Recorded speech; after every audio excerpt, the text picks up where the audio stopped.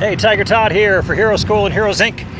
And since I'm about to get on one of our mastermind calls with those part of our Rapid Reinvention course, the subject is on entrepreneurs, the people, entrepreneurship, the role someone can play in a business, and then rainmaking, what we all need to do and figure out how to do post-pandemic. And I'm going to say right in the middle of a technology takeover, right? So I'm so concerned about business owners. Every time I see neon holes where neon signs were on the front of the fascia of a shopping center, man, it just breaks my heart.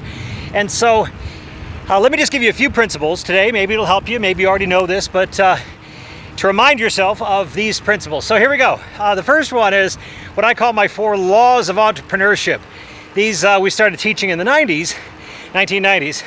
And of course, the world's changed a lot, but the definition of entrepreneurship and an entrepreneur has not changed. It comes from a French word, which means to risk one's own, right? This whole idea that the entrepreneur risks everything for this enterprise to make something bigger than themselves. And so in entrepreneurship, we have 4 laws. Law 1, we add value first. We make sure we plant a seed before we expect a crop. We send ships out before we expect ours to come in, right? Number 1. Number 2, is we take the blame. Right now, the customer is not always right, but there is something to taking the blame for stuff you didn't do so you can move forward again. And if you can look behind me, hang on, a massive bird straight up. See him up there? Oh, he's a big one. All right, so here we go. I don't know if it's a big hawk, an eagle, or someone wondering if I'm going to make it through my bike ride and this vulture is going to come down. All right, back to the 4 laws of entrepreneurship. So the second one is you take the blame.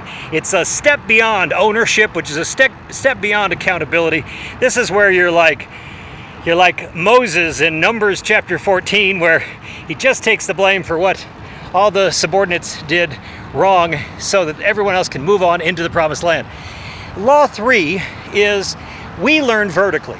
It's based on something I use a lot, Emerson's quote, "Everyone's my superior in some way, in that I learn from him or her." Well, we don't want to learn from people who are just like us. We'll just keep repeating the same grade level. So it's very important to learn vertically from people who know stuff we don't know, which includes you teaching them something back, whatever that exchange is. And then finally, when you do get a Mr. Miyagi, a Mr. Han, Chubbs in Happy Gilmore, Carlisle in the Twilight series, not trilogy, when you get that expert, then what you want to do is just do it to prove it. That's the law. When they tell you to do something, just do it to prove it.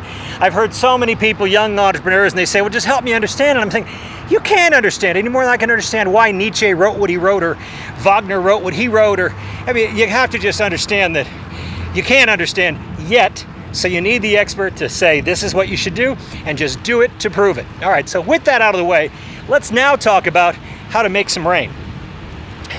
So rainmaking, one of the things you can do right now to make rain. Number 1 is you can send a thank you card or a gift to someone who referred business to you before, right? You could check in on someone. Number 2, you could keep track of those people you've done business with or you'd like to, and something in the newspaper or business journal where they've been praised, and clip that sucker out and mail it to them. Mail it with an actual stamp, right? Right? And then here's the one I love the most. I call it the John the Baptist effect. This is where you become a John the Baptist for someone else's business and service. Now, they might be doing well, they might not need your help. But literally, if you can sell for them, not only is that positive karma, right? But it's also puts you into the purview of the people in their network without the pressure of, give me, I'm in need. Hey, look, right now, we're all in need, right? But that's not going to get it done, especially if you're an entrepreneur and you want to add value first. So those are my tips. It's Tiger Todd for Hero School and Heroes Inc. saying, we believe in heroes and we believe in you.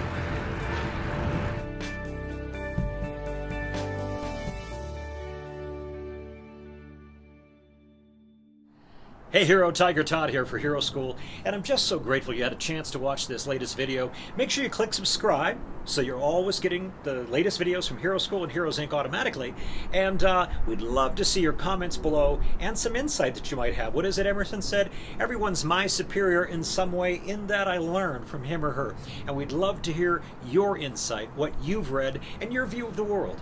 So see you soon, and remember, we believe in heroes. We believe in you.